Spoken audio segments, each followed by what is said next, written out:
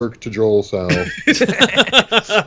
Someone actually wrote me a thing the other day. I'm sure I talked about it on the show where it's like, damn it, Joel, why do you let that Benny guy be so mean to you and walk all over it? I'm like, oh, he's a big old softy off the show. Someone actually wrote me a thing. It's just his way. Yeah. Oh, well, he hurts me because he cares. Because he cares, yes. You don't know him like I know him. You don't understand our relationship. He hits me. He only does it when he's drinking. He only does it when he's streaming.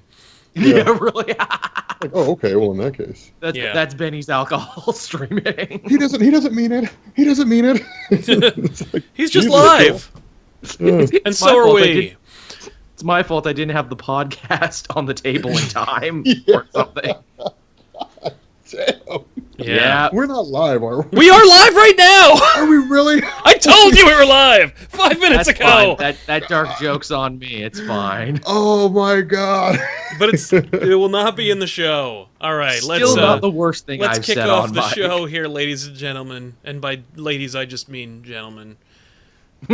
Oh, I'm sure we have some lady fans. Hello, everybody, and welcome to the Weekly Poll. I am Sal from Comic Pop. Benny the Comicstorian is not here. He is instead in Chicago, or at least on his way there. But I am, of course, joined, as always, by Rob from Comics Explained, and, of course, Joel from Cape Joel. We're going to do the best we can with what we've got. And what we've got are three titans of comic book YouTubing, and Joel has picked out some terrific topics for us to discuss this week. Hopefully Rob will be interested in joining us at some point in the discussion.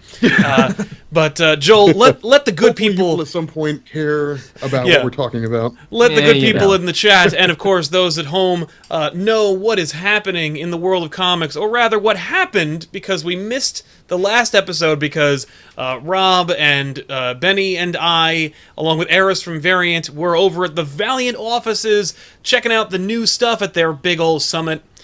So what do we miss? We sure were. Well, we didn't really miss anything. We just doing the podcast. That's true. We were doing that rather than talk about what was happening in the mainstream. We got a nice mix universe of old and new news for those wondering, and for those asking. I read the comment section on that Valiant episode you guys did. And I think one of the top rated comments was, "Man, Joel must be so jealous right now he didn't get to go." Truth is, wasn't jealous until I saw the mugs you guys were drinking out of. Then I became more jelly than. By the way, everyone left them. Everybody left them. I was going to say that. Like they were like, you guys can keep the mugs if you want. We're like, awesome, man. We're going to take these mugs with us, and they're going to be really cool. Yep. And it's going to be really cool to have on like the show and stuff like that. Every last one of those damn things. Every one of the mugs. Rob actually arranged it so that he could take a special last edition version of a Bloodshot mug home with him. It was like from a corporate executive office, and he was like, "Can I have this? I know it's the last one ever, and they're never going to make any more, but can I have it anyway?" And they're like, "Sure." And then he left it on the conference table. If I ever got invited to Valiant, not only would I not forget to take the mugs, I would take more mugs. I would be taking staplers and pens. I might even steal a couple rolls of toilet paper from the corporate bathroom. Let me tell you something. You know who really made out on that deal? Were the three recipients of the Valiant packs that we gave away during that episode. Because when we finished wrapping the episode, we were like, okay, let's make those packages for people. What are the size boxes you have, Valiant? And they gave us boxes the size of, I don't know, a small VW microbus. Like... Nice. It was basically like this big, and they were just fill it, just fill it to the brim. We're just choked with comics, and we gave like full runs, and it was just unbelievable. Although I will say, Comic Pop did not leave empty-handed. We did get this swell weapon of destruction. Maybe not mass destruction, but certainly. Local and intimate destruction. This is enough that nobody else could take it, because if we brought on a plane, we would promptly be removed and then taken into custody somewhere. Yeah. Disappear. I don't know if you guys have traveled in the last little bit, but the airport, a little aggro. It's a bit of an aggro place. I will say, this thing is sharp and dangerous. It is glued. It is not... they don't have like a screw through the top, so if you do swing it too hard, the head will come off and it will cut you. And it will hurt somebody. Who put a hole in the coffee table with that? I think it was Tim. Ethan. Yeah, Ethan put a hole in my coffee table with it. Did he really? Just by gently putting it down. chunk, left a hole, was like, whoops, hopefully no one will notice, looks around, everyone's looking at him. Employee of the month over there at the Comic Pop office. Right? Anyway, I think it'd be time to go ahead and let that employee go. Be like, right? It's time for us to part ways with you, man. That's strike one, Ethan, hurting the coffee table. Chop one. Yeah. So what's happening in the world of comics, Joel? Well, did I say Joel or did I say Ethan? Ethan was the one who made the mistake, so you were right. Yeah, but I thought I said Joel when I was like, we got to get rid of you. It's just a reflex to blame Joel for everything. What Joel doesn't know, guys, is that we're going to fire him as soon as he gets done. It's coming. Joel, it's time for you to go. See, I'm already 2 strikes in. I'm going to be batting up strike 3 any minute now. You laugh. Just wait till this phone call's over. You'll be laughing. You laugh. which means I should get to the news right quick while I have. Let's do it. It was a very DC heavy sort of week this week. I figure we'll start with the new stuff and work our way back to the old stuff. DC has a new logo now to go along with DC Rebirth. You see that?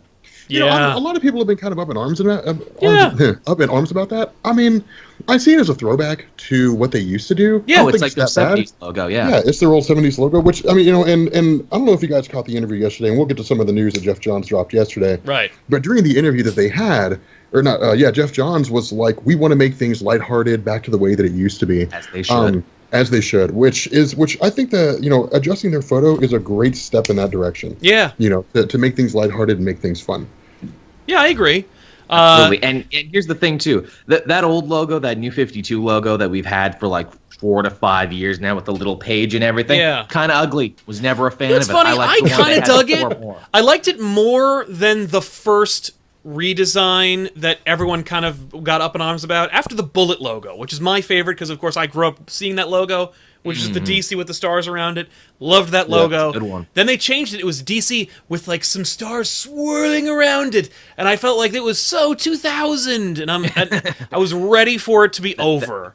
That new Millennium Optimism it had going for it. Yeah, and then, of course, with Millennium Optimism comes New 52 reboots, and that DC new logo, when they rolled it out, when it first came out with the page turn, I'm like, I was kind of against it. But then I saw them implementing it with different character and team themes, and with different effects around it, and I'm like, this will be cool, especially if when they implement it into like their movies and animations, they have the page actually flap open. Ah, that would have been nice. Didn't do that or any of those things. They showed you. Didn't they? They showed you the plans where it was like DC with Watchmen, DC Green Lantern, DC Batman, DC JSA. None of it was implemented. None of it was used.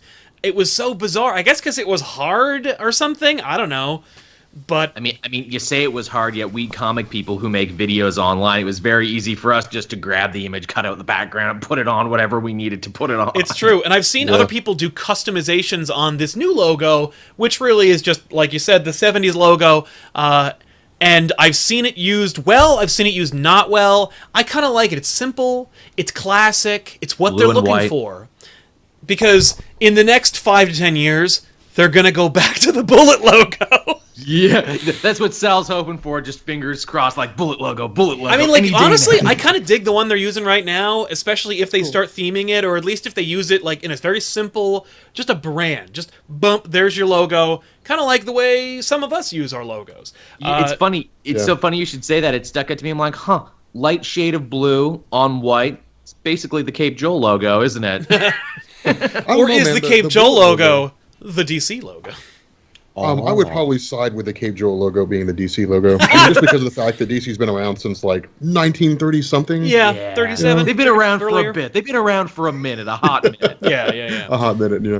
But no, I'm with Sal on that one. Like that Bullet logo was like that just screamed DC Comics back in the day.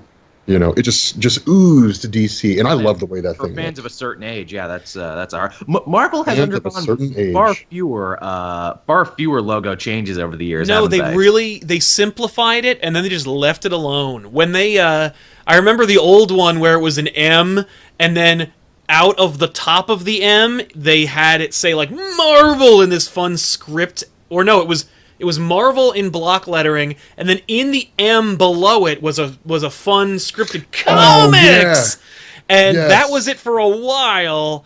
And then they went like, burp, It's a red block with the word Marvel in it. Marvel the in end. it. It's Coke. What more do you need? Yeah, it is. You're right. It absolutely is Coke. It's the Coke of comics. You know what? Marvel would pay you $20 to say that on camera because that is kind of what they're going for. I mean, especially when DC, after they threw away the Bullet logo, when they went full blue, when they were like, no, Marvel's red and we're blue. They're Coke, the polar opposite, and we'll be Pepsi. Don't make that distinction. Pepsi is known for what? Making serious corporate and branding blunders over the tenure of their tradition. Michael Jackson lighting his hair on fire in a Pepsi just commercial. in general, their decisions are just that. That being said, I grew up in a Coke drinking house, and so the way that I rebel is I'm a Pepsi man in this day and age is what I go for. So, just for whatever that's worth, Pepsi Coke Company, if you're out there and you want to send me something. I think it's worth about 30 more grams of sugar. I mean, it's like that old it's like that old video of that kid who's like he's like Coke in a Pepsi glass. He was like, I don't give a damn. I have that, and I do that. Actually, I have some very nice Coke glasses that I drink everything out of. But my question to you, gentlemen, is: do you like the new logo? It's cool. I like it more bad. I mean, it's the logo is DC saying, "Hey guys, like we're hip and we're fresh and we're new and we're trying things different," which isn't a bad thing. Yeah, we're getting back to basics, which isn't a bad thing. And I think it was a good decision, honestly, to change their logo up, because if you look at DC, like the logos have always changed based on like the company's agenda. Like they literally track with the crises and things like that. Yeah. And so it makes sense to me that they would go that route and make things a little bit different. I think it's a good decision. I think it actually lends.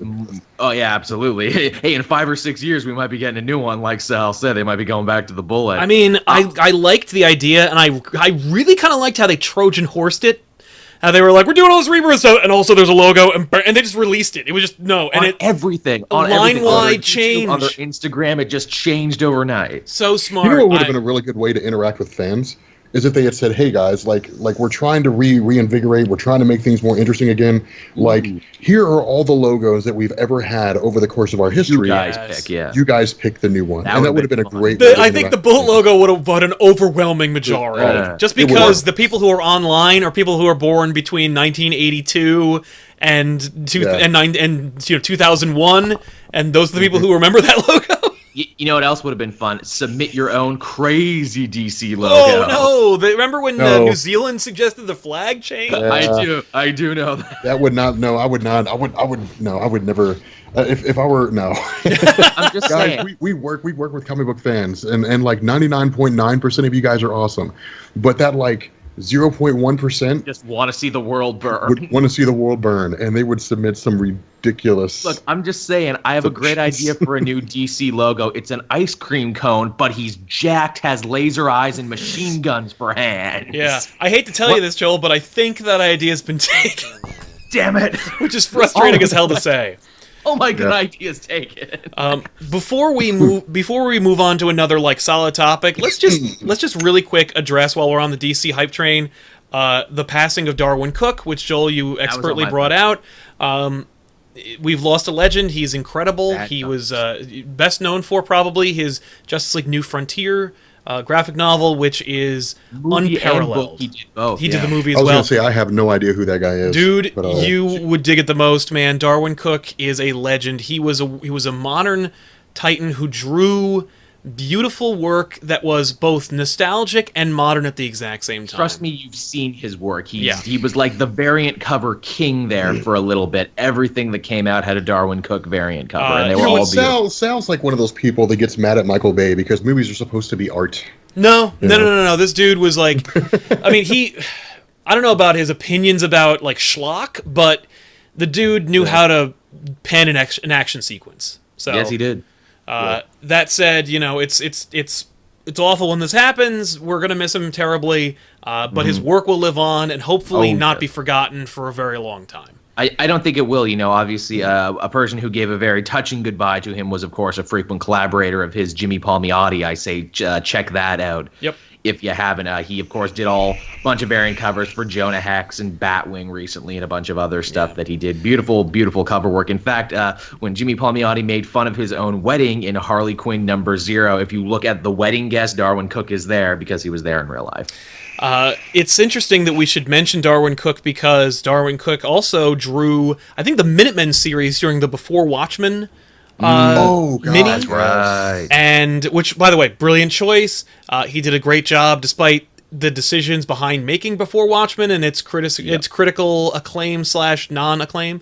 But Watchmen's kind of getting back into the news a little bit because of some DC Rebirth I would say leaks. watch your words with that, because obviously the big piece of news, and it was the second one on the docket, was the DC Rebirth leaks. Now, obviously, we work online. We know what's up. We know what the deal is, but the comic comes out tomorrow. Now, what I'm thinking is this.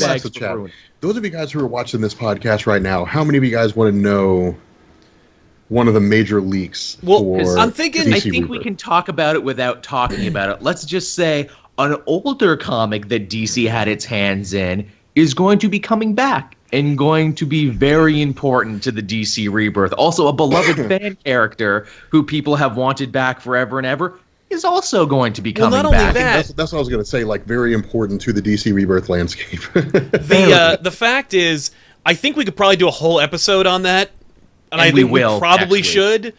So I don't know how much we want to talk about Rebirth, but we will say there are leaks. If you want to avoid what happens and don't want to know what happens in DC Rebirth, don't go online from 2 days ago until tomorrow. Till tomorrow, yeah. I mean, tomorrow we'll know for sure. And it's super annoying. Like, it's obvious where and how the leaks happened, and that is that they sent the book to all the major sites. And that's why, along with the leaks, everyone did a bunch of reviews, and across the board, even though the leaks had some people being like, "What was?" Yeah, forgetting the leaks for a second, just the general fanfare about the book, the general critical reaction to it is very positive. People or at least like it has it. been, from what I've seen. Well, because Jeff Johns is spearheading. Let me tell you something, man. All right, and this is why people were like, "Man, I don't know how I feel about DC Rebirth." It's like if Marvel went to Jonathan Hickman and was like, "Jonathan Hickman, lay the landscape and literally be the editor-in-chief of Marvel for however long." Right. I would be like, shit's about to be amazing for the next however long Jonathan Hickman stays editor-in-chief. Like, I'm glad you said that. I'm glad you said that, Rob, because while I am super excited about anything Jeff Johns does, Jeff Johns, consummate professional, consummate, just everything he does has been great.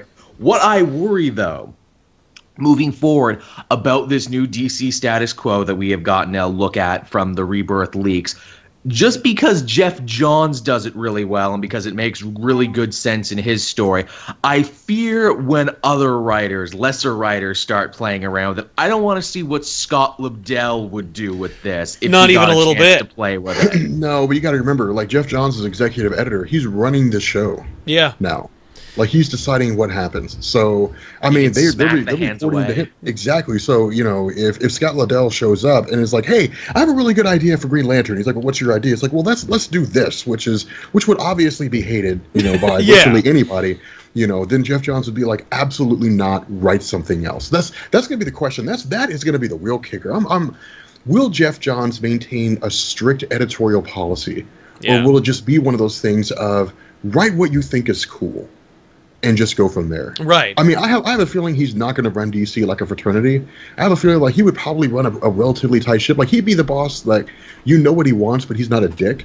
Like, if you sucked, might be how he would write it. But like if you had no talent, you'd be a little concerned about it. But otherwise, that's probably going to be like a pretty great place to work. Well, you know, you say that, but, you know, I mean, comics, as much as we love them, there's, you know, I've heard a lot of stuff both from outside and inside that there is in a lot of in the big two a bit of an old boys club mentality, and there's a reason why certain people are kept around and certain people are let go of, because, well, so and so is buddies with top brass here, and because of that he gets special protection. And you mentioned Scott Lobdell. The fact is, everyone in the comics review world, which is to say no one in the industry who knows anything, has asserted that Scott Lobdell pretty much still writes main top-tier books because he's friends with everybody in charge.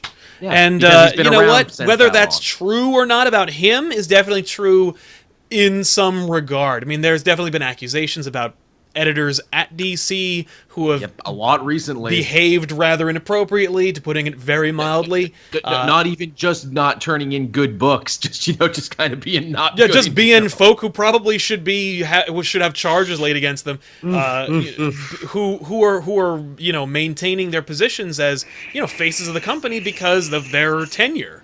And the fact is, that is for me the most like corporatization of DC. Like the fact is, DC is like anything else. It's a company. It's a company that's run by people who are looking at their bottom lines, who run a company the way companies are run, and sometimes they're run by people who protect their friends and their It's an art business, with emphasis on the business. Big time. Yeah.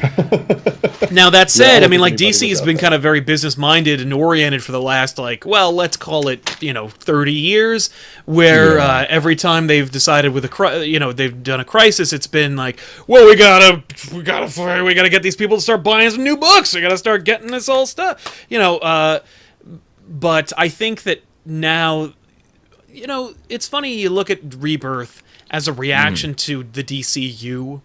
And it's funny, the short-lived DCU, the 2-month reign of the DCU. And it's funny because DCU tried to go... I think it tried to go creative first. Because it was churning out some really different books. Really interesting, really diverse, really out there titles, yeah. The mantra of DCU was creativity over continuity. Right. And that you could have a book for you, no matter what person is at DC, we have a book for you, now, DCU. The world collectively stood up as one and said, no! Hey, I liked a lot of that book. I would say that was more their issue in Rebirth, where it's like, okay, back to meat and potatoes. Get out of here, Moon Knighter. Get out of here, Midnighter. Yeah. Get out of here, Midnighter. Get out of here, Starfire. That's the amalgam character of Moon Knight and Midnighter. Yeah. Moon Knighter. Oh, I would read the shit That's a book. Draw it, DeviantArt people. Get on it, guys. That's Moon Knighter. Yeah. He's in love with himself. Mark Spector and Stephen Grant.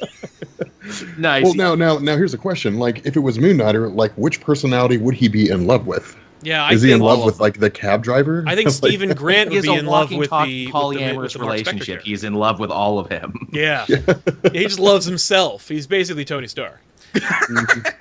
But man, we're writing a great book the more we talk about this. Yeah, it's solid. Moon Knighters, 2017. It's ours. TM, don't steal. Yeah. So we'll talk more. I think we should table DC Rebirth spoilers until after the episode, just as a courtesy. We're all going to be making videos on it. That's a fact. You'll know tomorrow. You'll know tomorrow very early. And we're all going to talk about it again. There's no way we're going to be able to do a weekly poll next week without talking about DC Rebirth again. It'll probably bleed on over into the other shows if it's as big as everyone is saying it is. And while we're on the subject of Geoff Johns, and we brought him up quite a lot this week.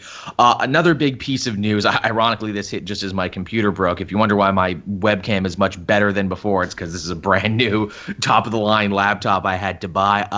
Apparently, both he, Geoff Johns, and Berg, one of the two figureheads over on the CW TV side of things, they've been moved up into bigger, better positions within the DC cinematic universe and Warner Brothers. Yes. I'm glad, man, because if anybody's here's what they need to do, man. DC needs to have a Kevin Feige of their own, where it's literally a fan. Geoff Johns would be the perfect person for that. But they're like, Geoff Johns, what direction should the DCU take place in? He's like, reboot everything, bring in Green Lantern, just relaunch that shit. Well, let me break your heart, though. He actually came out and clarified it yesterday, late yesterday. There was an article, I forget if it was Newsarama, I think, probably, who came out and he gave an interview and said, yeah, my position, I just I'm the guy who speaks for the comics to the movie people, and I make sure everything is super. I'm like, oh, so you don't actually have any power, is what you're saying? Yeah, This is kind of not an empty gesture, but I would hope, my hope against hope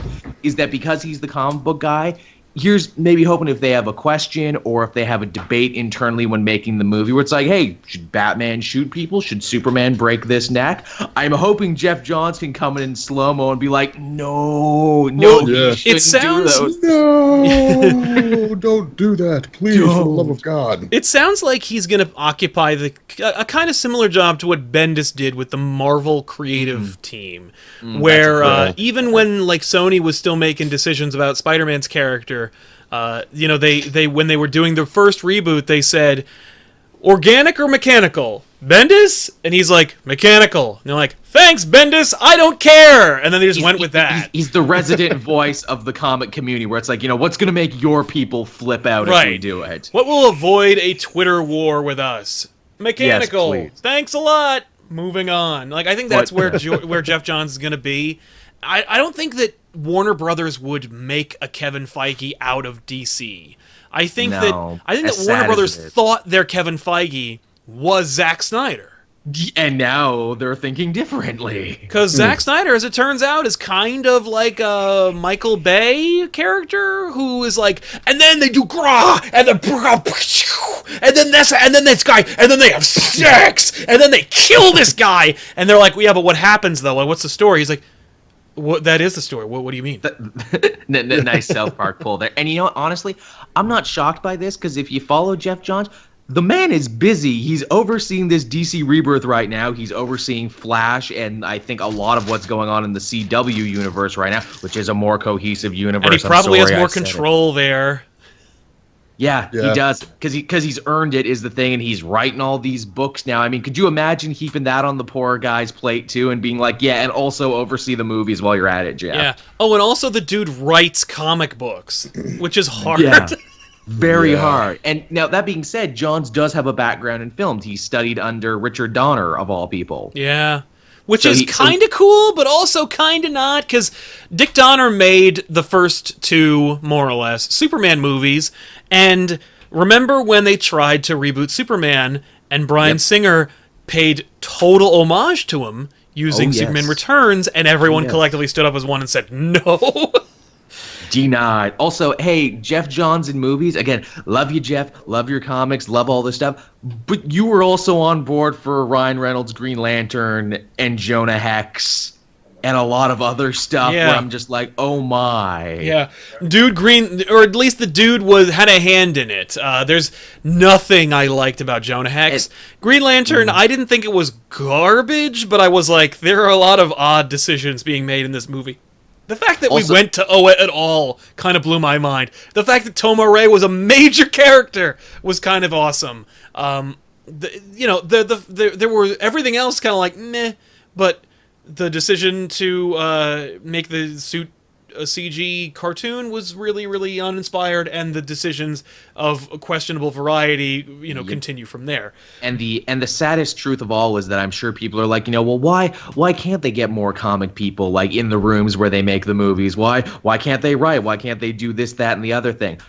Because movie people don't like comic people, and movie people don't like TV people, and it's this weird, vicious cycle where it's like, well, why should I have to listen to Mr. Comic Books over here? I make movies. Why should I have to listen to Mr. TV? I make movies. Well, it's also just such a more complicated process that involves so many more people. With comics, it is complicated in as much as you have editors and you have senior editors. Everyone has their own challenges. But when you can't just make the leap from comics to movies and expect them to listen to you, and it's much more complicated than people think. Like, they can't just make Jeff Johns a producer. He could earn that credit by, in name only, but like he'd have to produce movies for him to be a producer. And the fact is, like, he ain't. Like he like Kevin Feige's a movie producer who made movies before he worked on Marvel movies and had a proven track record, and that's why he has this job. Like it's like when they brought in Bill Jemas to save Marvel along with Joe Quesada and everybody else, like in the 2000s. Bill Jemas was a company man who saved businesses from bankruptcy, like cutthroat corporate raider. It wasn't just like they hired the best writers and artists and made the best damn books they could, and that's how they saved Marvel. That guy just had to be in the seat to say, hire the best writers and artists and make the best damn books possible, please. Really. But he also made some horrible decisions that were made by a guy who clearly was not a comic book guy. Like, we need to make like a card game. People like those Pokemans. You got all these colorful characters. How about you make and then he designed his own card game and was like, here, and they sold it, and it because it was 2001, and no. We got to get that Pikachu money. Got to get that yellow electric mouse money. Yeah, put who's that? Who we got for that? Sentry, I guess. Okay, yeah, Sure. there you go. He's your shock rat. Moving on. Okay. So reeling us in a bit. Yeah. So what was the next topic that we had? Yes, what's the next thing? Okay, so Well, from there... Yeah. I was going to say, since we're on Marvel, we might as well go to the next Marvel topic.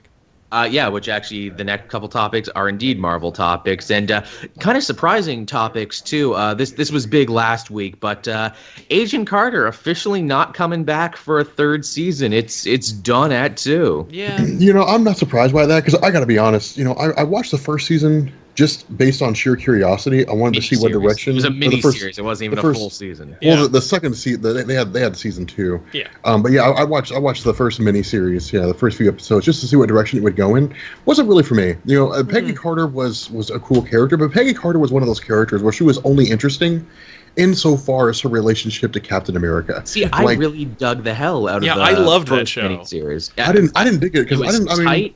It got cool. You got Dr. Faustus. You got the Red Rooms. It did a lot of cool world building. Well, what? That was okay. That was the cool thing, was to see some of the world building. But the issue, I don't know. Maybe it's me, but the issue, like what I like about world building is like the mysterious stuff that I don't know about, like the between the cracks stuff. You know, the weird, interesting things that seems okay. Like a really good example.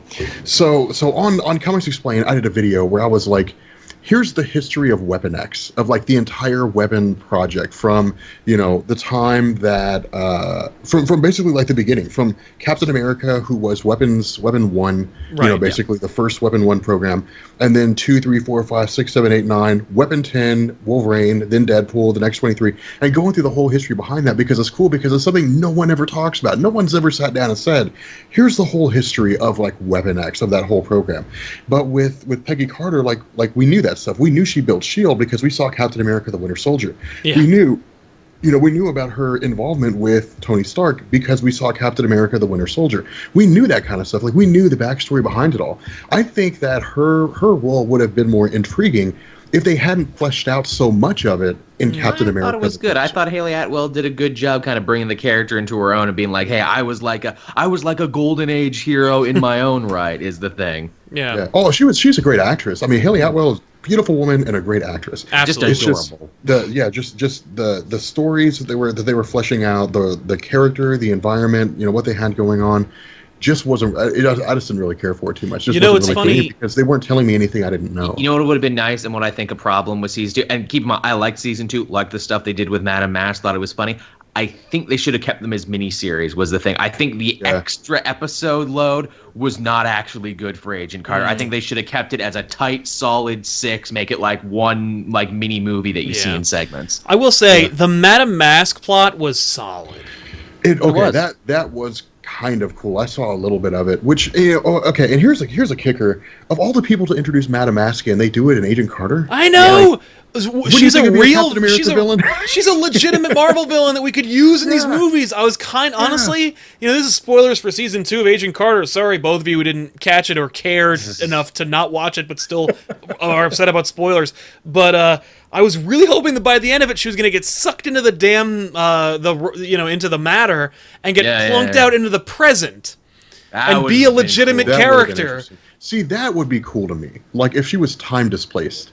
That would be cool to me, because then it's like, well, let's see how she copes with the present. Like, that would be cool, because then she would be like, oh my God, Steve Rogers. And then like that. See, that would and see, that's the other thing too, is I would like to have seen some major characters, but how likely would it be that like Steve Rogers would show up in Agent Carter? Yeah. Well, never, because he's frozen in the ice. Well, I kept waiting for them to pull out some guys. Like, you know, had the show continued, I had a great idea that they should have done like one of those replacement Caps that went crazy in continuity. Like one of those guys who goes on to become like the grand dictator, was like, I'm the commie hunting. If that was a plot, man, Ed Brubaker, how much I love you for that. Yeah, if that was a plot where there's a new Captain America and Peggy needs to know if it's Steve, and she's hunting him down, and then finally runs into him and it's not him and it's actually that character, like, that would have been pretty freaking solid. I will say though, I dug it. I thought it was fun. It was a nice romp. It was just a lighthearted, like, kind of silly, very much a product of the time that it came from. Yes. Yeah. Okay, so to answer the question, somebody said, why aren't the shows crossing over with the movies? To the best of our knowledge, whatever, the rumor mill just turns out all kinds of stuff. Yeah. There's this infighting going on between, I think it's Jeff Loeb, the guy that's running the TV side, and Kevin Feige, the guy running the movie side. I'd at least heard that it was Perlmutter that had the problem, but Perlmutter is the one I believe because he's known.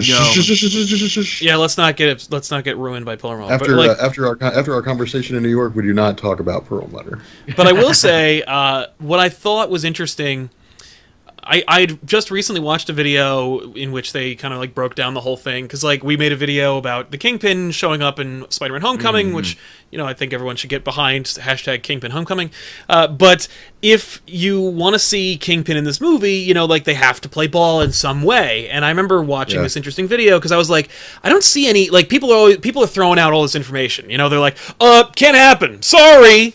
But they don't quote anybody, they don't have any data, they have no link, they got nothing. They're just like, I know, I have empirical evidence that supports it, but I will not share it with anybody. Like, thanks a lot, Nixon, but no, that's not going to happen. But like... I am not an Inhuman. But like, the reality is, the only thing that you can go by is the leaked emails, by quotes from executives, and maybe actors who have a lot of sway. Like people were citing Chloe Bennett. Sorry, she don't got a lot of pull. But Robert Downey Jr. quotes, the dude pulls in $1 trillion every 5 years. Yeah. But one of the things I noticed was Kevin Feige had been on record in saying that he'd like to see the movies, especially the Netflix series, linked closer together with the movie series. And while it might be harder for the actors from the movies to appear in the Netflix shows, the shooting schedules are you'd be more likely to see the Netflix stuff cross over with the movies, which is why I thought there might actually be some relevancy to seeing the Kingpin show up in the Spider-Man movies. But I think that's kind of the word as it is right now. But as we know, the movie industry is a volatile business. We were looking at these leaked emails from Sony about the Spider-Man movie and what was happening, and literally, Marvel, Disney, and Sony were having talks, working out Spider-Man appearing in Civil War. But the Sony official line was, "No, we're not doing it." So we could actually be literally lied to by these people, and there could be deals going on, which is why I'm saying, no one really knows. No one knows nothing, man. The greatest cosmic thing in the universe. Yeah. No one knows anything. But see, here's the thing, Robert Downey Jr. doesn't even have to show up. It can literally just be literally phone it in. Literally, man. It could be, what's her name? It could be, Gwyneth Paltrow? No, not Gwyneth Paltrow. Kobe Smulders. Yeah. The one that plays Maria Hill. She's been on S.H.I.E.L.D. Yeah, she could literally just show up on Daredevil and just be like, Tony Stark wants to talk to you. Yeah. Done. And then you don't even see him meeting with Tony Stark. It's just he goes and talks to whoever it is, like Foggy Nelson or somebody like that, and the overall gist of the conversation between Tony Stark and Daredevil is hinted at when he's talking to Foggy Nelson, and Foggy Nelson he says basically, the Avengers know what I'm doing and they're telling me to keep it up or something or make a reference. See, Civil War would have been a great time to do that. Yes. like when you had what's his name, when you had Thunderbolt Ross going through this thing, we've got this, we had the Sokovia Accords, we had one man wreaking havoc throughout the entirety of Hell's Kitchen, taking out mob bosses and criminals. Yeah, we had one man kill 4 gangs in 3 days. Yeah, it's true. You could literally with nothing but a box of scraps. with a box of scraps. Tony built this in a cave. It sucks that they killed him. I miss Jeff Bridges so much. It was wonderful. Was dude, Thanos, Reality Stone, bring them back. Bring them back them all. I know we talked about this with our Civil War cast, but I just want to go on record and say thank you, Marvel, for not screwing up Baron Zemo and making him a villain who is incredibly amazing and intriguing and charismatic and not dead. But anyway, yeah. So no, there's so many opportunities for them to cross. Even just in reference to cross the shows over, and I know they did it to a degree. There was. Agents of S.H.I.E.L.D., there was a scroll at the bottom of one of the news blips where they were talking about some conflict in Hell's Kitchen. Yeah. And actually, even more so than that, the orphanage that Sky came from is the same orphanage that Matt was in. No way. But see, they never actually referenced that. Yeah, the St. Agnes orphanage. They never actually referenced that. You got to read it. They never say it, but if you read it.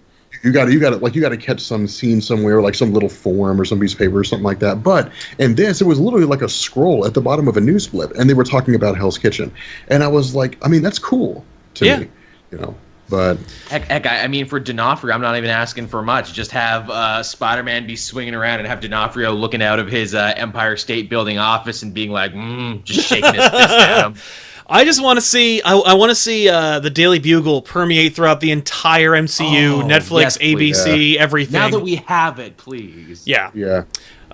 But yeah. So all right. The other Marvel news regards. This is all sad news, by the way. I know, right? If you're a fan of Marvel TV. Yeah, guess what, everybody? You know how they wrote Bobby and Mac off Agents of S.H.I.E.L.D. and they gave them a great send-off this season for them to be in their own show, Most Wanted? Yeah, ABC passed it. Oh, yeah, they passed on it. They're like, nope, we're good. Yeah, so did I. Wow. So when I saw that episode, they just fired them, basically? Obviously what they're going to do for season 4 is they're going to have to work them back in. Yep. Mm-hmm. There'll be a backdoor into the show integration episode. That was... You know what? So Can I say that's not a bad idea? Yeah. Because I'd never watch a show with the two of them by themselves. I like those characters. I would never watch their show. Continually one of my favorite things on Agents of S.H.I.E.L.D. I liked them enough to follow them to their own day and time. It's the same show. It's just them fighting bad guys behind the scenes. We'll never know if it's the same show because they never got to make it. We'll never know what pitch was Marvel's Most Wanted, and it had Bobby Hunter, former S.H.I.E.L.D. agents, on the run. And I want to know. The S.H.I.E.L.D. is still trying to get out from the on-the-run stigma of the last 2 seasons. Come on. The president says they're cool, though. It was just, enough. Well, you would think by now, with, everything that's happened, that, Steve Rogers or somebody would be like, is it just me, or is, S.H.I.E.L.D. not gone? but guys, S.H.I.E.L.D. must work in the shadows to serve the light. Yeah, by traveling around the country and capturing Inhumans. There's these major... They shot a ship into space. They did. Yep. Out of New York. Out of New York. I'm pretty sure it was out of New York. You would think that, Tony Stark or somebody would be like, did anybody notice that a ship just got shot into space? And then exploded. From the middle of the city. And then blew up. Did anybody notice that? I wonder where that came from. Well, I'll just use my, ogling, which he used in Iron Man 2. Mm-hmm. And then it's just well, that came from S.H.I.E.L.D. Well, S.H.I.E.L.D.'s not gone. And then suddenly you've got a plot for a new movie. Hey, Coulson, what's up? I'm happy you're not dead. Wouldn't it be cool? Yeah.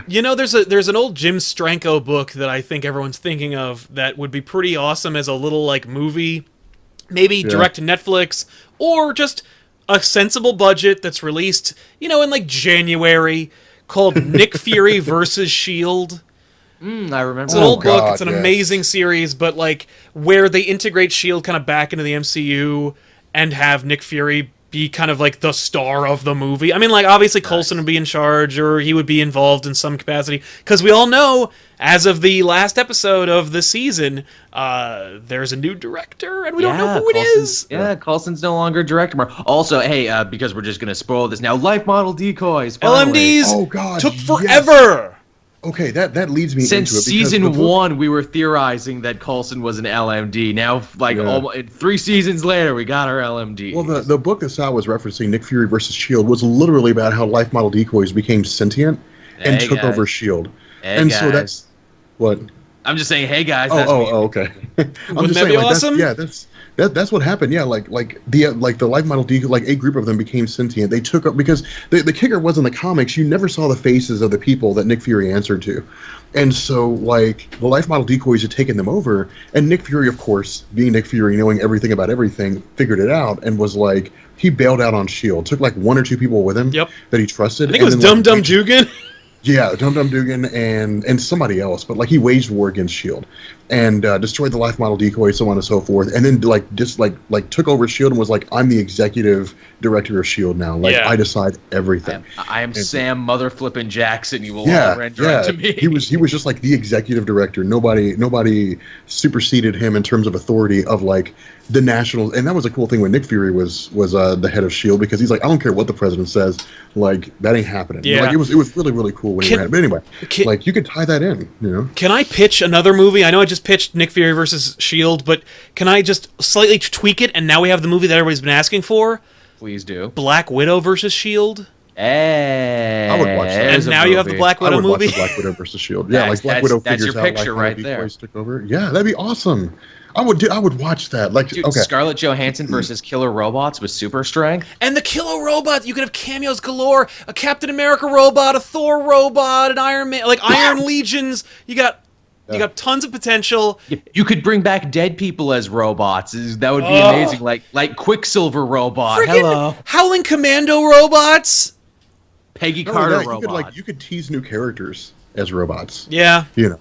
And then like just kind of like Cloak and Dagger robots. Yeah. I don't know. I wouldn't go see a movie that had Cloak and Dagger unless it had other people. But you're going to be watching a TV show with Cloak and Dagger, which is coming soon. No, I'm not going to be watching a TV show with. I'll watch the first episode. Okay, look, guys.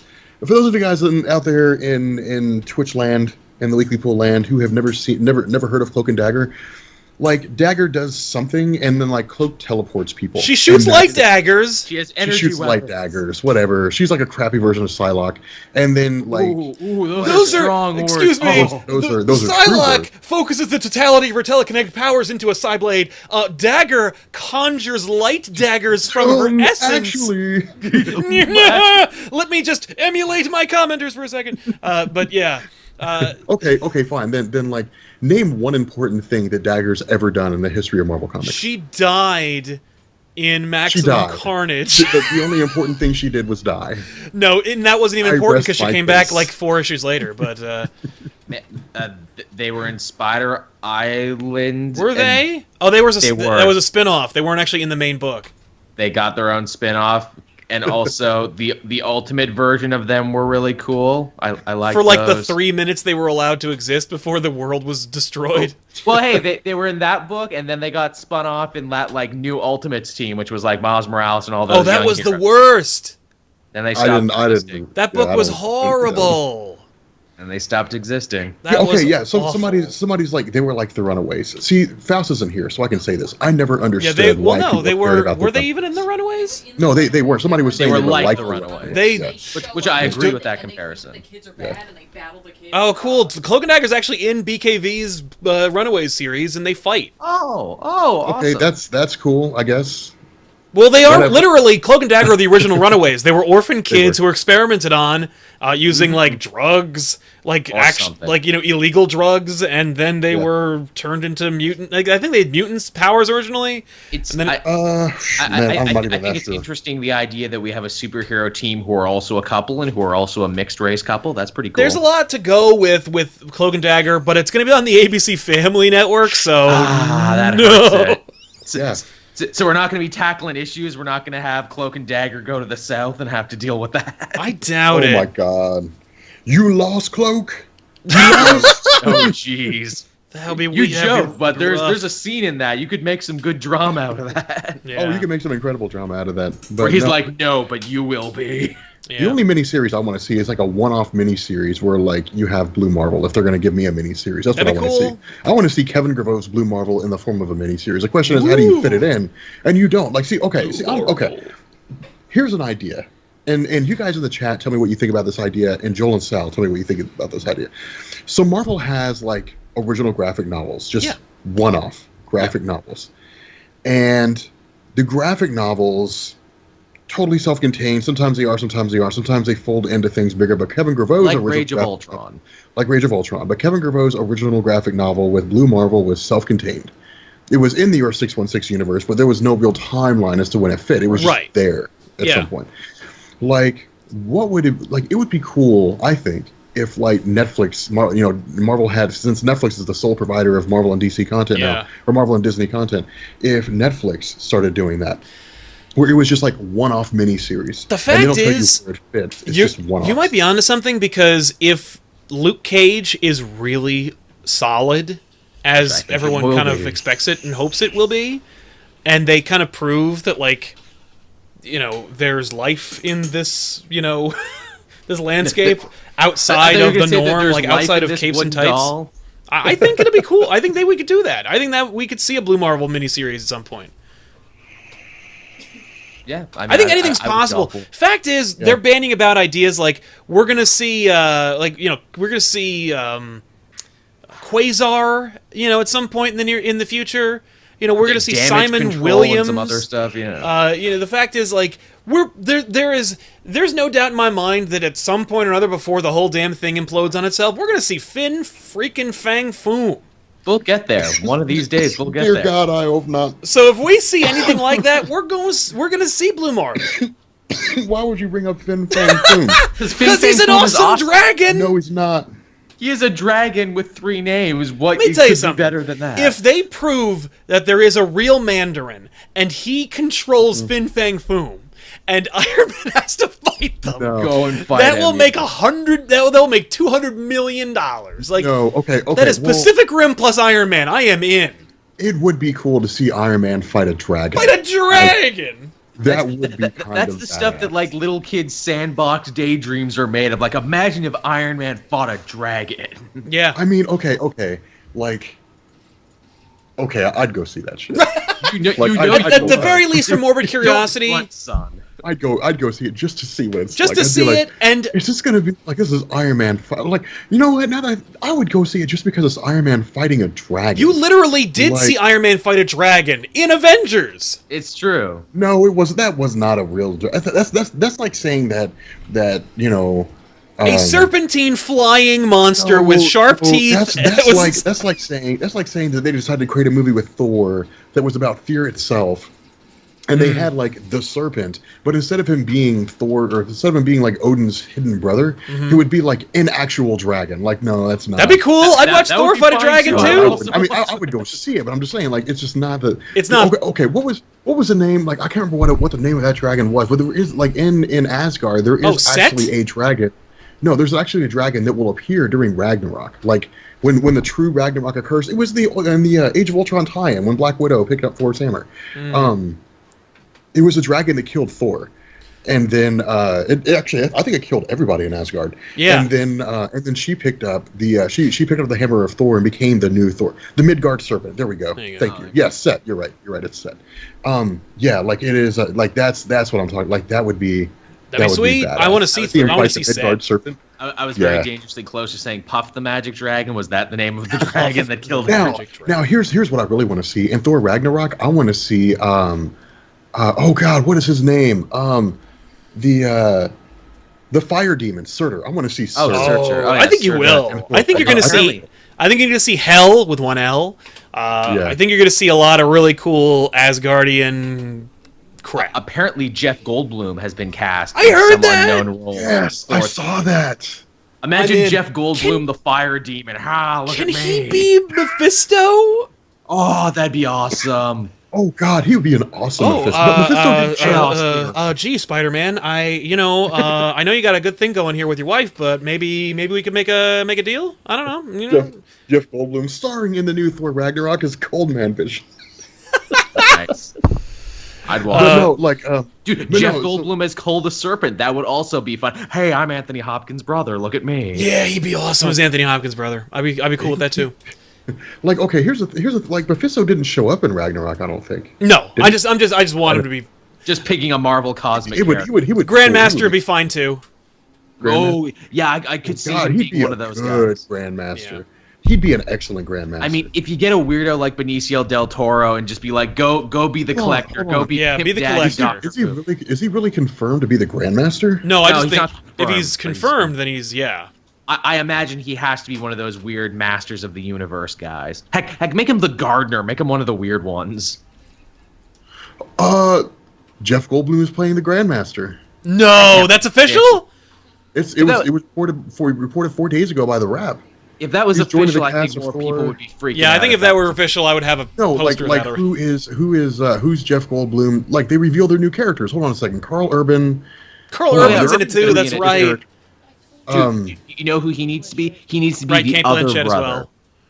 Carl Urban needs to be Loki and Thor's other brother, the one people don't talk about, Boulder the Bride. He needs to be that guy. And you're right. Kate Blanchett will cool. definitely be Hell. That's good casting. I'm all for that. Yeah, no question. Tiffany called that. Thanks, Tiffany. Speaking of actual. Oh God, Tessa Thompson is going to play Valkyrie. Ooh, that'll be fun. That's okay, cool. that was a black Valkyrie is going to be cool. I'm in. That's awesome. And notice the internet's not freaking out about this casting because the internet's like, who's Valkyrie? Carl Urban's playing Scourge. Oh, no. Executioner. All right, that's Is cool. that official? He's Scourge. He's playing Scourge, and then Jeff Goldblum's playing the Grandmaster. I was hoping that Carl Urban was just going to play Dredd and just be there and just universe. Oh God, you know what this means? If they play it out right, it means that Jeff Goldblum's going to face off against Thanos, and then he's going to get trapped in his own. Poor Jeff. Thanos. I see your. Jeez. My God. Hey, speaking of other casting announcements, I understand that somebody got sniped from another Marvel property. Is that right? Yeah. These next two stories kind of go hand in hand together, but apparently Michael B. Jordan has a role waiting for him in the new Black Panther movie. Oh yeah. Yeah. Oh God, what was it? He's supposed to be playing. What was the name of his villain from? There was a bunch of different theories. Some people thought he could be playing Killmonger. Some people thought he could be playing a new version of White Wolf, perhaps. Now that would be cool. I want to see him play White Wolf. White Wolf, for those of you who don't know, is the Caucasian adopted brother of T'Challa in Wakanda, who go figure goes all Scar in the Lion King, and ooh, I hate you so much. I don't think he will, because White Wolf. I mean, that was the whole purpose of Christopher Priest introducing White Wolf, was to capitalize on the whole, element of Black Panther, his namesake, tying into the history of the Black Panther Party, so on and so forth. But Eric Killmonger, I think, would be a great addition, because he's like the. But the other thing that I think would be cool. Killmonger got name dropped just recently in the newest Black Panther comic, so I would not be shocked at all. But the other thing, I'd like to see him play Reverend Akibi. Like, I think he'd be cool as Reverend Akibi. That'd be cool. Black Panther has an interesting rogues gallery if people are willing to read into it. They're not like names that you would know, but you read up and it's like, well, that's interesting. Why isn't this guy in more? Well, I mean, he's like Reverend. He's from Reverend Akibi was from like the best run of Black Panther ever, from like 95 or 96 with Christopher Priest. Like the best run of the character of all time. At least I think so. Yeah. It was pretty solid. It was pretty solid. One of like 3 solo series that he ever had. Jason Aaron wrote some Black Panther, and I can't believe I never read it because I usually read everything. You're a big Jason Aaron fan, yeah. I am. I'm like, really? He wrote Black Panther, and I didn't read it? How? Yeah. Now, how will this fare with the Simon Kinberg, producer of Fan Four Stick, saying that he's still committed to making a sequel? It's funny that these news came out the other way around. It was the Michael B. Jordan news, then this following right after it. So Kinberg, probably the only person who is still committed to another Fan Four Stick movie, saying, well, yeah, we'd be silly not to make another one. Just look at how great the cast is that we have, guys. Yeah, now I feel like you don't have that, what are you going to talk about, Kinberg? I feel like he's showing up at like Fox's headquarters, like, "Hey guys, are we still on for like the Fantastic Four?" They're like, yeah, man, we'll send you a script as soon as we've got it." Just sit here. It's like he talked about Fan Four Stick, and then everyone slowly walks away and leaves the room. Yeah, and then like some new intern is like, "Who is that guy?" And they're like, "Don't worry about him. Don't worry about him. He'll stop showing up after a while." Yeah, once he stops getting his checks. Yeah. 6 months and he still hasn't gotten the hint yet. Now, I'm hoping that this is... I mean, like, the quote was pretty irrefutable that Kinberg, like, believes that there's going to be a Fantastic Four sequel from Fox. Because I'm sure he caught most of the flack about its failure, so of course he's trying to show everyone wrong and be like, no, we can make this work. But I'm kind of feeling like... Since you can't trust anybody, and the last time I heard anything about Fox, there was some consideration about reboots and deals and TV rights and so forth, that it might be that there is maybe a Marvel-Fox deal going on behind the scenes, and the official like Fox like bottom line out like spoken like line is Yeah, they're going to make a Fantastic Four sequel. We're going to make more X-Men movies, and there's going to be a Gambit movie, and there's going to be like you got to say you got to toe the party line, even if we're not going to do it, because you don't want anyone to know what we're doing. You don't want to admit defeat. To the best of your knowledge, there will be a Gambit movie. I guarantee you that. You know what's funny? I don't know if there is going to be a Gambit movie. I think if there was going to be a Gambit movie, there would have been one by now. I will genuinely be shocked if one actually comes out, because here's the thing. Making too much money off Deadpool, they're like, we could make another Gambit movie and pour resources into it, or we could just make another Deadpool movie. Yeah, we could make an X-Force movie and make it like Deadpool, or put Deadpool on the X-Force, and all of a sudden we got ourselves all kinds of money. Like Deadpool changed everything at Fox, I'm pretty sure. Oh, yeah. Yeah, he single-handedly saved the company's ability to prove that they can make decent movies, but the irony of it is they didn't even make that shit. Yeah. Yeah. But they're going to take all the credit for it. They sure already did. Also, like, hey guys, like, is Fox really going to make another Fantastic Four movie? Well, yeah, we made Deadpool, remember? Yeah, like, also, but that has nothing to do with what you're talking about, man. I'm sure we'll do a bigger spoiler cast once we've all had a chance to see the movie and everything, but I actually did get a chance to see X-Men Apocalypse. Wasn't crazy about it. You know, you and probably like half of everyone else. I'm not even going to say it's bad. It was just painfully mediocre is what it was, where I'm like, oh, so we're just going to be on autopilot now, huh? After 2 movies of trying to reset the status quo and get everything right, now you're just on autopilot. I read an article today that said, the headline at least said, X-Men Apocalypse is the second lowest rated X-Men movie of all time, and that's saying a lot because there's at least 2 terrible X-Men movies already. Like, here's the thing. 3 is worse. Origins is worse. Yeah. But I'm still no fan of this one. That sucks, because I was a big fan of Days of Future Past. I dug the crap out of that movie. I liked it more than anyone else I knew. I went to bat for that movie quite a few times, actually. And I dig the concept behind this movie, kind of like, we don't know what the future's going to hold, and the only thing we do know is that Professor X and Wolverine, Jean, and the original X-Men survive, and they have floaty alarm clocks. That's all we know. Oh, prepare to be disappointed. I'll just say that much. Well, that sucks. That's again, not going to spoil it. Let's just say the great setup and all the promises that the end of Days of Future Past offered, they do not live up to most of them. That's weak. Oh, wow. That is weak. Here's another problem. So I really liked Days of Future Past, how it jumped ahead a decade. Yeah. Because it's like, oh, so they're all going to be period movies now. Because, First Class was in the 60s. This one's in the 70s now. They jump forward 10 years again to the 80s. And you're really starting to run into this problem now where a decade is too much time, guys. I feel like I missed a whole movie in between. Yeah. Yeah, because like X-Men Adventures don't take 10 years. They take a couple of months. And a lot happens, like the Phoenix, or Apocalypse, or Juggernaut, or Mr. Sinister, or Magneto 3 more times. You have a lot of... You have the Brood, you got the Shi'ar, you've got, like, the Morlocks, you've got the Brotherhood of Humanity, you got the Brotherhood of Evil Mutants, you got all kinds of Brotherhoods and aliens and mutants and, what the crap are you doing? You got future stuff, you still have Cable you got to deal with, like, Dude, I was sitting here thinking, like, I was doing the video on Apocalypse's 4 Horsemen, and I was sitting here thinking, I was like, why have they never done anything about the Morlocks? Right. Like... Morlocks would be cool. Morlocks would be cool. Like, this group that's been existing under New York the entire time. A well-known Morlock does show up in Apocalypse. Ooh, is it Callisto? No, actually. What? What's the point? Who's right on... Storm, like, led the Morlocks for a while. Who's right under Callisto? There's like Callisto, and then there's everybody else. I was gonna say you got it the second time. I was trying to do the on the nose thing without spoiling it, but you got it with the second. Okay. Caliban, is that who you're talking about? Yeah. Oh. Yeah. It's okay. It's that's cool. A mutant that can track other mutants. Awesome. Cool. Good call. Is there a lot of Jubilee in it? Almost none. That sucks. She's there in the back. She was all over the promotional material. You get a shocking lack of Jubilee. That is frustrating. You get a shocking lack of Jubilee. Because, first of all, Jubilee is a 90s character, and you've established you're going to make a 90s sequel, and then you wasted her because she's going to be too old to act like Jubilee in the next one.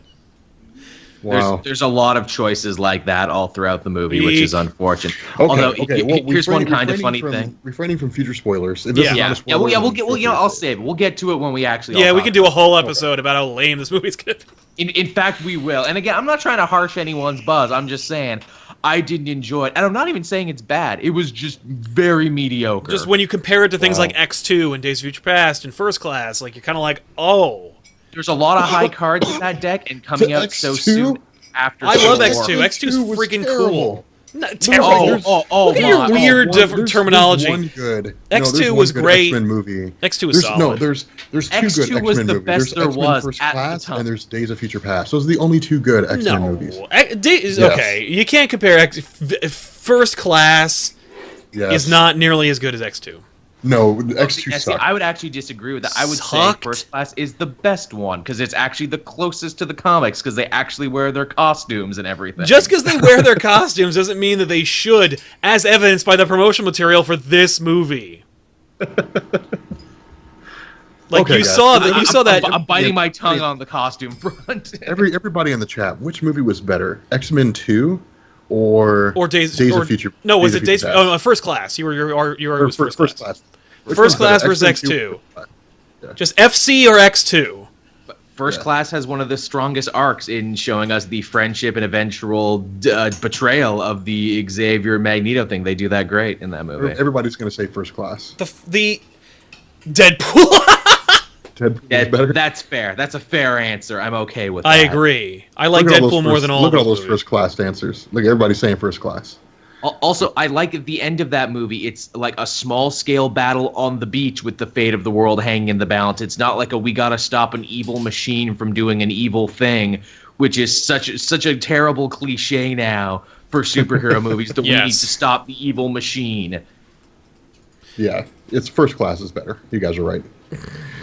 I agree with you guys on that. X2 was the best for a while. X2, like I'm not even talking like the best. Yeah, it was the best until First Class came out, and then I would say X2 was the best superhero movie for a bit too, before all the other stuff came around. Like I remember seeing that one in theaters when that one came out, and being like, you know what, this is the height of superhero dumb. It even had a stinger before stingers were a thing at the end with the Phoenix under the water. Yeah, that was a real disappointment. Yeah, it ended up being a disappointment, but I didn't know that. It was pretty cool. I was like, wow, are they really going to go to space? No, they're going to go to the woods. Yeah. They're going to hang out in the woods for a while. They're going to go to the very inexpensive woods.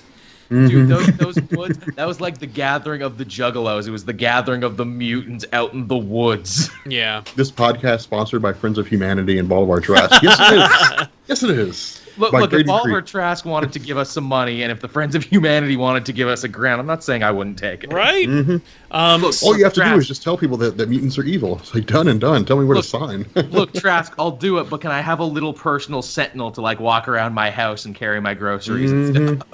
So you want, like, a robot bartender or something? Like a robot butler? Rosie the robot kind of is what I'm thinking. What the last bit of news that we have kind of brings it full circle because it's back to DC, and maybe we can wreck a little bit of Legends of Tomorrow while we're at it. But like, what was the big bombshell announcement? If you're a fan of the TV DCU. Well, that Supergirl officially for its second season is now going to be jumping networks and heading on over to the CW, which honestly, that's where it should have been all along. It really should have. It was like CW/Warner Brothers was like, I'm gonna let CBS pay to see if there is viability out of Supergirl. Yeah. Since we don't have enough faith in a Superman brand, we might as well test the waters and let CBS pay some money. And on the heels of this, Berlanti and all those people said, you know, in the next season cycle, we are going to have a massive crossover event with all of our shows that are on every night of the week now, almost. Yeah. And it's going to be a big thing that's going to cross over all the shows. And no doubt, I can already tell at the end of it, it's going to involve the Supergirl cast making the jump to the main. Will it be the cast, or will it just be her? Like, I guarantee you, Callista Flockhart does not survive this experience. They're going to take up all of National City, and they're going to drop it in the CW universe, because National City is in the comics now, actually. They made that canon, so, you know. Yeah. Well, that makes sense. Yeah, I mean, like DC has shows on every day of the week, only one of which I watch. Which is The Flash. The Flash. Which, by the way, comes on in like 2 hours, an hour, something like that. I watched all of Legends, Legends had maybe 2 good episodes in its whole run, and I was ready to wash my hands of it until they started teasing stuff at the end where I'm like, okay, you do that and I'll forgive you for not being able to tell a good time travel story in 16 episodes. Yeah. So is like Legends of Tomorrow officially done now? Yes, it's done. They finished at 16. Okay, so like, are they canceling it? No, it's getting a season 2. I'm almost certain. I don't know if they made it official, but I'm almost certain they're getting a season 2 off the back of it. Did they? I assume they defeated Vandal Savage. Yes, Vandal Savage. Yeah, yes, I assume they did. In one of the silliest defeats of all time, where I'm like, really? Are you kidding me? This is how you did it? What happened? Okay, so like all season long, they're building up this thing where it's like, oh well, Vandal can't be stopped. He's immortal. If you kill him, he'll just regenerate. He's friggin' Cell from Dragon Ball Z. He'll come back every time. The only way we can kill him is if Kendra, a hot girl, can kill him with an ancient Egyptian nth metal artifact. That's the only way. And Kendra has a chance to kill him, but she doesn't because of stupid contrived reasons. So Vandal has an even more stupid contrived plan where he's going to blow up time with 3 Thanagarian meteorites at 3 different points in history. He actually recruits himself to do this because the Master kind of did something like that, and this show loves to rip off Doctor Who. So they do that, and they have to fight him at 3 different points in history. And then out of nowhere, they invent this thing where it's like, okay, look, but if we kill all 3 of him simultaneously, then he'll stop existing, and we'll have won. And that's what they do, and I'm like, you really needlessly complicated this. Man, that sucks. Now, Caleb asks an interesting question. That sounds bad. That sounds really bad. If they do, would you want to see Gotham pulled into this universe? No. Leave Gotham as far away from this as possible. I watched Gotham probably longer than anyone else, a season and a half, and I'm just like... But Netflix paid a lot of money to get it. It must be worth a lot. They paid a lot of money very prematurely. They paid like $80 million for exclusive rights of that, and I'm sure they kicked themselves when they were done. I actually reviewed Gotham for a little bit, much like I reviewed all the other shows. It consistently barely even broke 500 views of people caring enough about the reviews.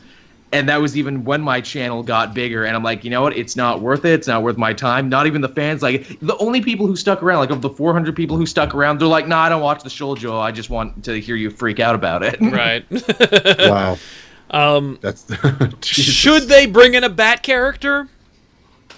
They obviously can't bring Batman, but maybe Nightwing. Bring in Batman Beyond. Batman Beyond? Ooh, that'd be fun. Bring in Terry McGinnis. Yeah, from the far-flung future. I'm all about that. Yeah. Terry's cool. Great. Do it. It would print money just because it has Bat in the name, and DC seems to be like practically the DCB. Or, you know, if you want to do something crazy, hey, here's Luke Fox Batwing. That'd be pretty cool. Here's a Bat character who can fly and has armor and can do a bunch of cool stuff. Is related to Batman, but is far enough removed from Batman. Yep. Yeah. What about Talon? I love Talon. Can we get Talon in there? Talon was really cool when he was just a nameless, faceless guy. Yeah, Talon was cool when he was a bunch of them, and in that one story. I will go to bat for Calvin Rose until the end of time. He was the hero of my generation, damn it. He was the hero we need, not the one He was the hero we needed, and he got ended way too soon, although God bless the writers of the 2 Eternal books, both Batman and Robin Eternal, because they both work in the end, and then Talon came and helped everybody. Nice. Yeah. So those are the books that keep him alive and keep him around. There you have it. So, gentlemen, since there won't be a post-show, I figure we wrap things up by asking you what you're working on to this week, and if there's any books you recommend that are coming out that you kind of can't wait to read. Oh God, like it doesn't come out until actually it comes out in a week or 2. We get the origin of the Ultimates. Yeah. Which I'm really excited about because I gotta pick up on that. Dude, the Ultimates is so good. Yeah. How many people in the chat right now are reading the Ultimates? Because I'm not gonna lie, Rob, you're being a really good hype man for the Ultimates, much like Sal is a good hype man for Vision. Okay. Yeah, right. You know why I love you know why I love the Ultimates so much? Because it's something we haven't seen before. Now it's also cool because isn't it like kind of giving you a little bit of explanation to the universe we're in now? Yeah, it's giving you, dude. It's so good. It's giving you like Molecule Man gives you an explanation of the universe, and he was basically like Secret Wars was an event that for whatever reason things changed, and he's like, but things didn't really change. Like he's basically like all the stuff before Secret Wars happened. Right. Like it was all there, you know. Like it's all been You know, it's all happened. It's all there. Like, did things change, or are they still the same? And if they're not still the same, why do some people remember, things before Secret Wars, and why don't some people remember things before Secret Wars? Yeah, so and questions the fans have been asking. Exactly, and that's why I love Ultimate so much, is because they're addressing what the fans want to know. And I think that what Al Ewing is going to do with this, because Eternity's like chained up, I think what he's going to do with this is he's going to kind of throw it out there and say, when the new universe was formed, something went wrong. And for whatever reason, like either Reed Richards, like the Fantastic Four, or maybe Molecule Man himself, or somebody screwed up, or maybe even like Eternity himself was forced to remake the universe, or forced to exist in a weird way. Something happened somewhere along the line, and things goofed. But no, like it's really solid. Like, I'm on the edge of my seat, wanting to know what direction Al Ewing takes us in. Now, here's the question: is Al Ewing's fleshing out an incredible story? Will he be able to continue fleshing out incredible stories? Yeah. Like, is he going to be able to? Now, if I were Al Ewing, like I would be like, hey guys, Mad Jim Jaspers is back. And I would freak, and I would be like, a guy that can warp reality, and he's a cosmic, threat. Like, he's an omniversal threat. Like, awesome. He fits the category, because the Ultimates deal with Mad Jim Jaspers, the poster boy of Rob's personal obscure comic book character stable. No, dude, this is one of the most powerful beings ever in the history of the Marvel Universe. Like, if you don't know who he is, you got problems. You know what? I think this needs to be a topic for another episode. We need to come up with our stable of characters. No, like it's man, here come that boy. Like, I want to see that boy. I want to see Mad Jim Jasper show up, man. Now, here's a question. We need to have a Dat Boy episode. Boy. Is Al Ewing the new Jonathan Hickman for you, Rob? No, dear God, no. I don't think there'll ever be Jonathan Hickman for me. No, because nobody writes stories that well. Like, Al Ewing's good. See, if Jonathan Hickman were writing the Ultimates, which I don't know why he wouldn't have, it would have been It would have been incredible. Like, nothing would make any sense. It'd be confusing as hell, and it would be like, I don't get what's going on, but I would read it because I'm like, it's Hickman, and it's going to pay off. And then we'd get to like 2019. And then it would make sense. And right, like, exactly. It was go back and read it all and say. It was worth spending 3 years. You don't have until 2019. I figure I should pick up Ultimates too, because Carol Danvers, Captain Marvel, is on that team, and I just looked at all my pull lists for Civil War 2, and I'm like, oh, I don't have anything with Captain Marvel, the leader of the opposition, in this thing. Man, my reviews are going to be really biased and one-sided for Iron Man and his team. Okay. Now, if you want to know, like if you want to know the lead up to Civil War 2, it's literally covered in Captain Marvel and the Ultimates. Yeah.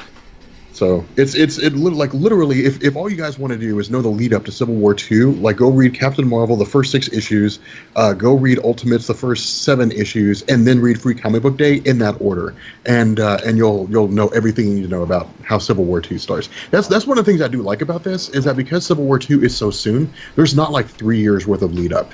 The problem is, Axel Alonso was literally like, we did this because Captain America Civil War was coming out, and we're capitalizing on the movie. So he's like, we had 4 months to flesh the story out. Yeah. To plant the seeds for a major super event. Yeah, he was like, so my thought is, Marvel, I love you. All new, all different Marvel isn't what I thought it would be. It's not bad. It's got some good and some bad. Every comic book industry does. I have no faith this story's going to be good. Brian Michael Bendis is writing it, so probably it may very well be. But I enjoyed the 0 issue. I thought it was a good starting point, but I'm like, you know what? There's still plenty of places for you to fall on your face in the next 8 issues. Yeah. Yeah. Rob, what's coming out on Comics Explained, man? So anyway, so because DC Rebirth comes out tomorrow, I have no videos coming out. Tomorrow, is dedicated to literally just reading up on DC Rebirth and figuring out what's going on. It's an 80-page giant, so we're gonna have for what, $2-3? Yeah, it's super cheap. And so what I'll be doing is what I'm gonna have, I think on Thursday, either Psylocke is coming out or Teen Titans is. It's Thursday and Friday. Psylocke and Teen Titans are coming out. Nice. One of those two. I can't remember which day each one's coming out on. And then on Friday, I think I'm going to do another one of those episodes of the Rundown. Deadpool did decent enough, but I'm going to test it again with something bigger, like Apocalypse's powers. Okay. And then powers Saturday, doesn't he have? Yeah, what powers does he not have? That'd be a shorter video. Yeah, I could use a video where they actually just where you literally run down exactly what Apocalypse can do. Yeah, and then on Saturday it's going to be Harbinger from Valiant Comics, and then Invincible. So, nice. Yeah. Popular books. Joel, what's happening, man? Well, if you head on over to the old Cape Joel channel, I just put out my newest review for Uncanny Avengers issue number 9. This is the big return of Hank Pym as fused with Ultron. I was trying to get a good name going, and maybe the Weekly Pull community could help me out on this. Do you prefer Hanktron or Ultra Pym? Hanktron. Hanktron. I like Ultra Pym. Ultra Pym. It's good, right? Ultra Pym makes him sound like a pimp. I know, right? Which he kind of is, pimp. because he keeps that hand strong, doesn't he, Hank Pym? Oh He's my been God. known Oh to- God! Wait a minute. Like Preacher came out, didn't it? Yep. Yes, the show. Well, then I'm doing Preacher this weekend. There you go. Sorry, all you Invincible Sorry, fans. Preacher. Invincible. You just got bumped for Jesse Custer. Yeah. Yeah, man. Like all 5 Invincible fans are gonna be so angry. Rob just heard the voice of God, and it told him to do Preacher. Do my book. Preacher, Rob. Do not do Invincible. Yeah. That does not make any sense right now. That's Do fair. Preacher. This has been God. Also, too, on Wednesday, 8 o'clock, as it always is, you can check out the newest episode of the Comic Multiverse, which is the show I do with Matt. We cover a lot of the same news and everything, and we joke and screw around and make dick jokes. It's a good old time. You can find that show on Podbean now. That show was downloaded over 200 times on Podbean. Thanks, guys. I didn't know you cared enough to carry around the show with you on your phones and on your devices, so you can carry a little piece of Joel with you everywhere you go. Right. Wow. Yeah. What about you, Sal? What do you got happening? We got, let's see what's happening. We got back issues coming out. It's going to be on Superman Doomsday Hunter Prey, which is the first resurrection of Doomsday. That's gonna First be of many. cool. Freaking Dude, the awful, cool thing but about that too is it's literally like, here's the backstory of Doomsday. yes. Like, that's gonna be cool. Yeah, it'll be very fun to Get talk about. the baby keeps getting thrown against stuff. Yeah. That's not how that works. It comes up quite a few times. Let's see. We just did our hype video for Vision. We did a hype video for Wilson Fisk being in the MCU, the proper, like the movies. And we're also going to do Squirrel Girl this video. is spoilers for next week, but we are going to do a back issues on the DC Rebirth episode, or on that issue. So it's going to be a full. That gets its whole thing. That gets the a whole thing episode on the of it. couch. We're going to talk about. It's going to be a lot of fun. We're going to shoot that on Thursday. Hey, if I fly down to Jersey, can I be in on that? Can you tag me in? Right. Oh man, somebody said Pym hand. Ultra Pym. Got to keep that Pym hand strong. Gotta keep that Pym hand strong. Fan art, everyone. That's a fan art call to arms, right? Here we go. Hashtag Ultra Pym. We're campaigning to try to get Wilson Fisk in the MCU, to get him to appear, to have him appear in. Yeah, if you guys want to, by the way, Spider-Man tell Homecoming. anybody or share your opinion that Wilson Fisk should be in the next Spider-Man movie, use the hashtag Kingpin Homecoming. And check us out. Also, of course, Joel and I are going to do a podcast on Wednesday, the Elseworlds Exchange. It's just a conversation about one topic. It's a lot of fun. Check it out. But if you we have don't know time. the topic yet. We usually choose it an hour before we go live. Yep. And yeah, so I guess that's it. So from all of us here at the Weekly Pull, I want to thank you for watching and listening, and we'll catch you guys on the flip. Yep. Bye-bye. Peace.